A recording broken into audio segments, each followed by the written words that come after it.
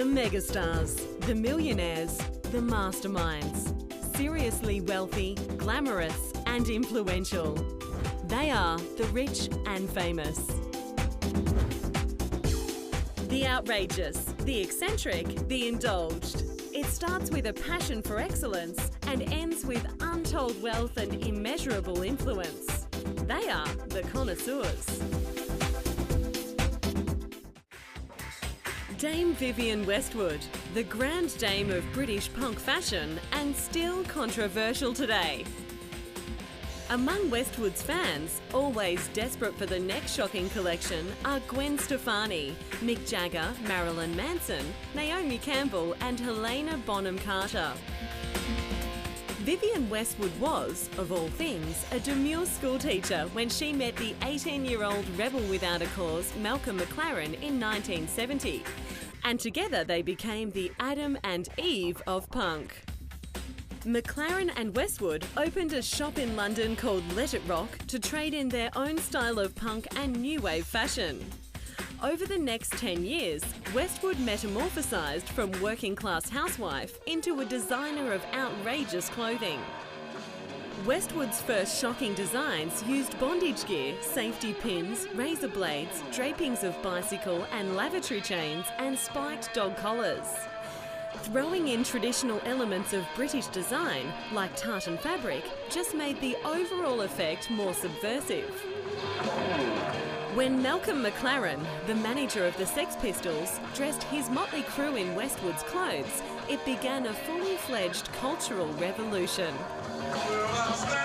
Westwood revolutionised fashion, and the impact is still felt today. The veteran designer's annual collections continue to show her signature combination of fearless non-conformity with a resilient sense of tradition. Romantic, historical, fantastical. One collection was influenced by pirates, another by witches. She may draw from classic Greek or ethnic Peru. Sometimes the pieces are constructed to look ragged and worn out. Sometimes sculpted into taffeta-enveloped ladies from 17th century portraits. The sexagenarian, whose motto is "You have a much better life if you wear impressive clothes," has been honoured with the biggest exhibition the Victoria and Albert Museum has mounted for a British designer. The exhibition, touring the world, includes dozens of her outfits from the past 3 decades, showcasing her wild use of the bustle, the corset, the crinoline and the tartan print. The pieces range from early punk to her grand historical evening gowns. Vivienne Westwood has kept herself Anglo-centric, with only a few exclusive shops in London, Manchester, Liverpool, Newcastle and Leeds. But in typical eccentric style, the dame has opened a shop in Moscow, just a few blocks from the Kremlin. Russians can now buy the design from the woman who dressed the Sex Pistols.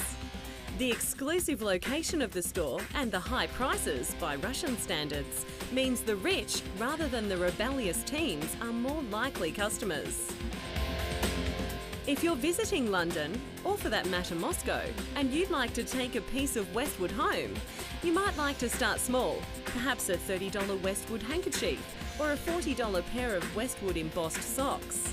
As for the haute couture, if you have to ask, you haven't got enough money. Rather ironically for an old punk, Vivienne Westwood was awarded the female equivalent of a knighthood, the title of Dame, by the current British monarch. Now inducted into an order whose motto is for God and the Empire, seems a far cry from the girl who incited the safety pin-led anarchy. Still, the matriarch of punk chic maintains her rage with t-shirts and accessories that carry political slogans. Westwood said her intention has always been to use her fashion as an act of resistance against propaganda, consumerism and conventional thinking. "I am proud of myself," says Vivienne Westwood. "I'm always astonished by what I do. I certainly think that people wouldn't look the way they look or think about clothes in the same way if I had never lived." Now that's confidence.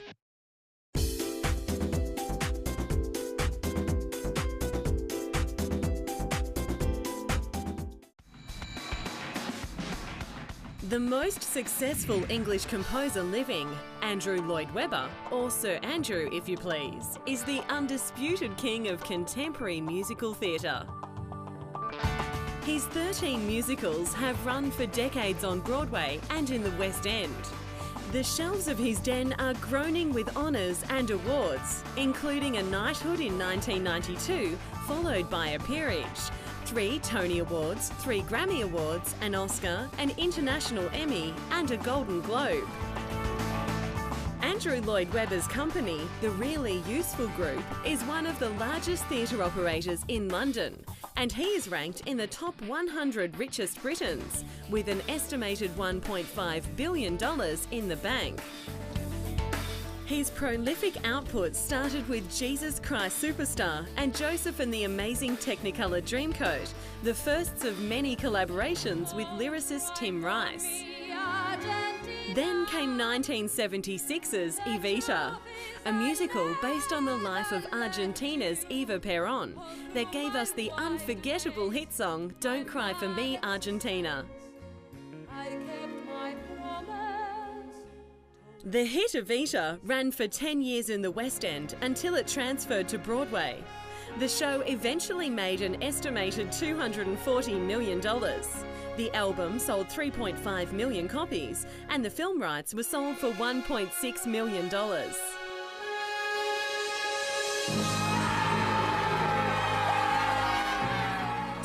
what's the key to Lloyd Webber's phenomenal success? Believing in ideas as crazy and inspired as Cats. The 1981 dance musical was based on T.S. Eliot's Old Possum's book of Practical Cats, a book the composer loved as a child. Are you mean like a minx? Are you lean like a lynx? Are you keen to be seen when you're smelling a rat? Nice idea, they said. But would it work? Yep. It was to become the longest-running musical on Broadway, spanning a reign of 18 years and earning $640 million worldwide. This record would eventually be broken by another Andrew Lloyd Webber musical. After Cats, the hits have just kept coming, each with a widely different premise. In 1986, Lloyd Webber premiered The Phantom of the Opera, inspired by the 1911 Gaston Leroux novel. The story of a disfigured musical genius who haunts the catacombs beneath the Paris Opera fired the imagination of the world. The Phantom was a blockbuster, and it's still running in both the West End and on Broadway. In 2006, it overtook Cats as the most successful theatrical endeavour of all time, grossing more than $3 billion worldwide in 65,000 performances throughout 110 cities.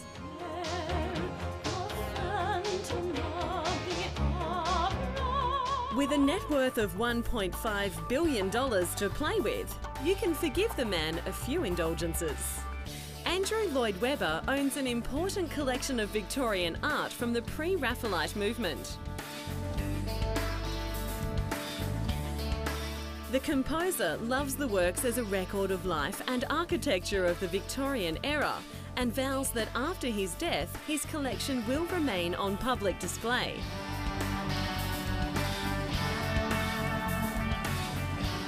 The many homes of the entrepreneur include an apartment on the 60th floor of the Trump Tower in New York, priced at $22.5 million, and a charming 4,000-acre horse stud at Watership Down in the English county of Hampshire, the same down made famous by Richard Adams' novel of the same name. Hey, Watership Down, the story of a bunch of bright rabbits. Sounds like a good idea for a musical. What do you think, Sir Andy?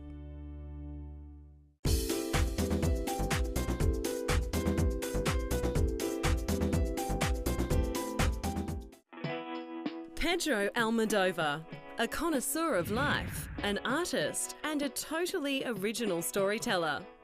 If you don't know his name, you will know his highly creative films. Almodovar is the most successful and internationally known Spanish filmmaker of his generation. Almodovar's films have a worldwide following, and he's become a major figure on the stage of world cinema. Think of women on the verge of a nervous breakdown and Tie Me Up, Tie Me Down. The melodrama, the humour, the utter irreverence, and the sex. Pedro Almodovar grew up impoverished in a small rural town in Spain, one of the few residents who could read and write. The town didn't have much, but it did have a cinema, and there he began his real education, from Professors Billy Wilder, Alfred Hitchcock, and Federico Fellini. In 1967, Almodovar headed to Madrid, the centre of a thriving counterculture, with a firm goal to be a film director. His short Super 8 films, with their campy style, outrageous humour and explicit sexuality, amassed a cult following. Making professional films by the 1980s, Pedro Almodovar's style had come into its own. Strong female characters, themes of desire, often stories of downtrodden housewives struggling for independence. Even with the controversy over violence in his films, Almodovar's reputation as the terrible child of the Spanish cinema was cemented. He said, "I have my own morality, and so do my films." By the premiere of his first huge international success, 1988's Women on the Verge of a Nervous Breakdown, a feminist light comedy, Almodovar was firmly established as a woman's director. Almodovar has said that women make better characters. Women are more spectacular as dramatic subjects. They have a greater range of registers. And yet, his 2002 Academy Award-winning Talk to Her revolves around two men who become friends while taking care of the comatose woman they love. The film was hailed by critics and embraced by art house audiences. Almodovar won numerous honours across the world for his film, including a French César for Best Film and an Oscar for Best Original Screenplay. Talk to Her was followed by Bad Education in 2004, a worldwide cinematic success and a richly Baroque tale of mixed identities that spans 3 decades. The controversial Bad Education stars the international It Boy, Gael Garcia Bernal. The 2006 film Vulva, in fact his 16th film, further develops his theme of women and families. The comic melodrama, which tells the story of 3 generations of women in the same family who survive the very threat to their lives, is an ode to female resilience. Vulva is Penelope Cruz's first collaboration with the world-famous director, and it's clear he's found his perfect actress and muse. Vulva beautifully showcases the very best of Cruz. She even dons a Sophia Loren-esque padded butt and sparkles in her native tongue. Almodovar won the 2006 European Director Prize for the film, and Cruz won Best European Actress. Almodovar's films are more about art than commerce. However, while the films are not global box office smashes, Vulva for one earned over $50 million internationally. It's not always easy being the outrageous director. At the premiere of Bad Education in 2004, an outraged right-wing mob hurled rotten vegetables at the director, cast and audience entering the new cinema. Still, after winning 2 Oscars and numerous other awards both at home and abroad, I kind of think the renegade director might have almost enjoyed it.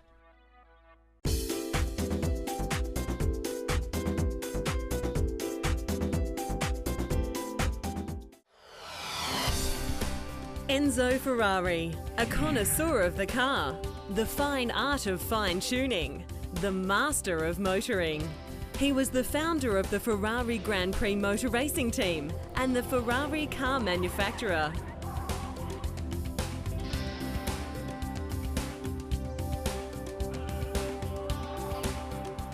Born in Modena, Enzo Ferrari grew up poor with almost no education. But a little boy doesn't need education to know he loves cars. Fast cars.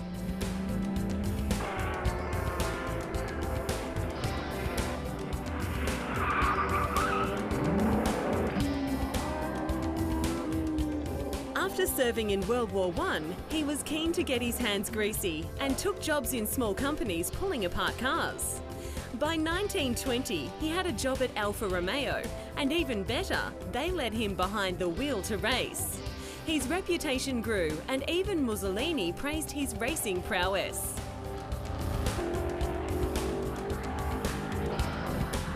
He started his own Ferrari racing team with the support of Alfa Romeo in the 1930s.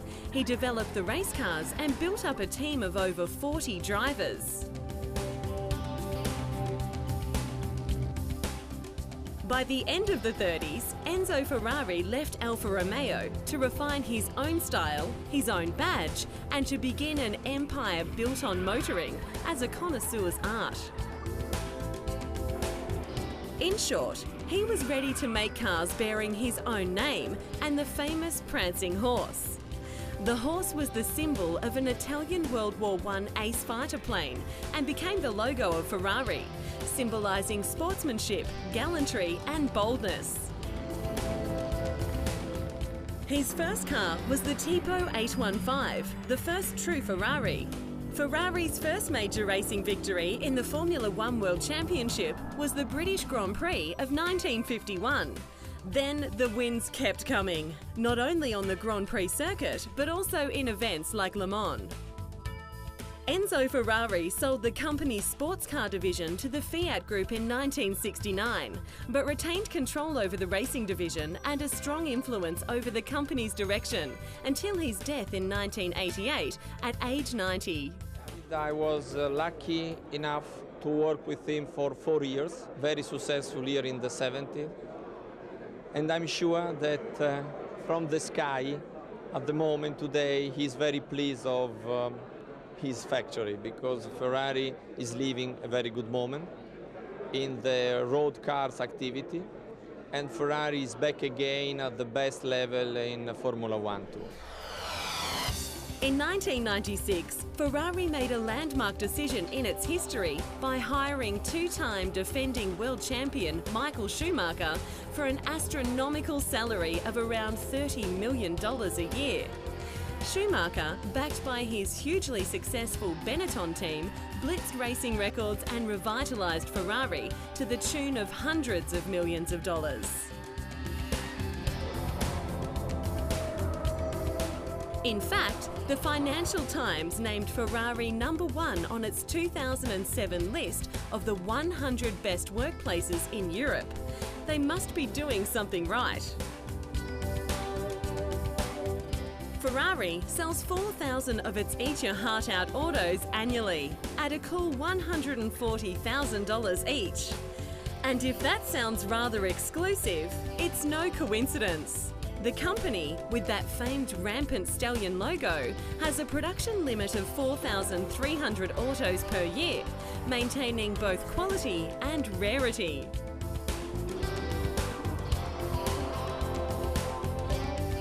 What's next for the prancing horse? Apparently, a Ferrari theme park. Not sure what Enzo would think of that.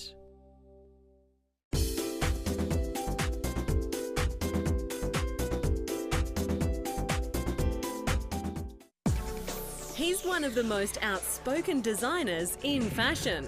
Karl Lagerfeld's eccentricity is as legendary as his snow-white hair.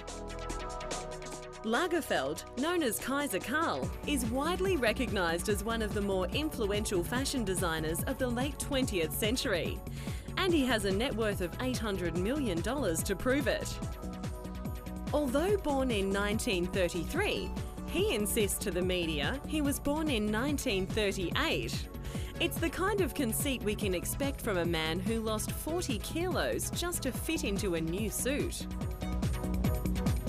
Starting at age 22, Karl Lagerfeld worked for many fashion houses throughout the 50s, 60s and 70s, including Patou, Tiziani and Chloe.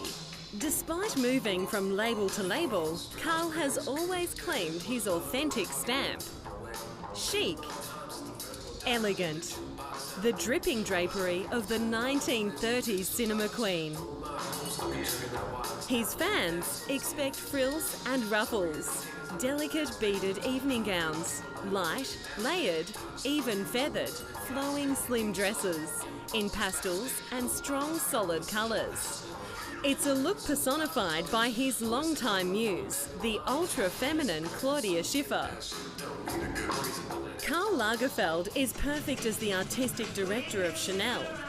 He has made his global reputation by interpreting Coco Chanel's original vision for a younger, more modern customer, while managing to keep its legendary cachet. The designer says that if he didn't keep updating Chanel, it could turn into an old classic company.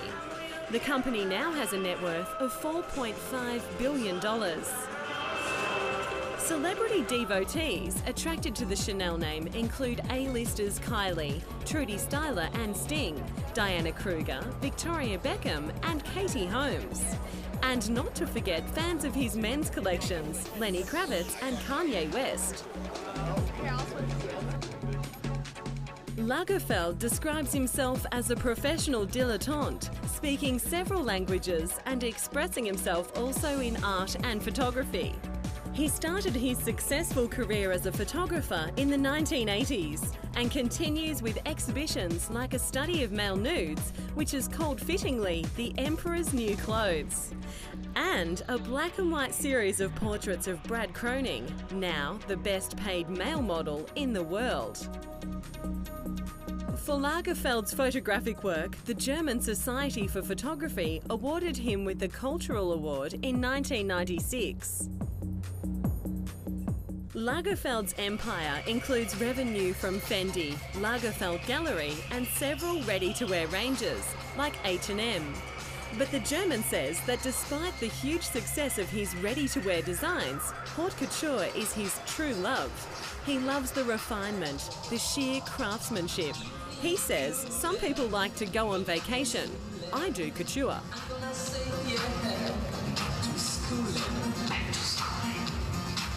In fact, Karl Lagerfeld could have gone on permanent vacation, born, as he was, into the fortune his father had made introducing condensed milk to Germany. But why stop there? The man is everywhere. The runway, the bookshelves with his own diet book, his own designer hotel. He's even on your CD player. Karl Lagerfeld, who is obsessed with music, owning upwards of 70 iPods to hold his collection of over 60,000 CDs, has just put out a CD of his favourite tracks. The Lagerfeld Diet Book promotes drinking Diet Coke and then moving as little as possible lest you get hungry. Not sure you should try this at home, folks. But then, something is definitely working for the man they call the unparalleled interpreter of the mood of the times.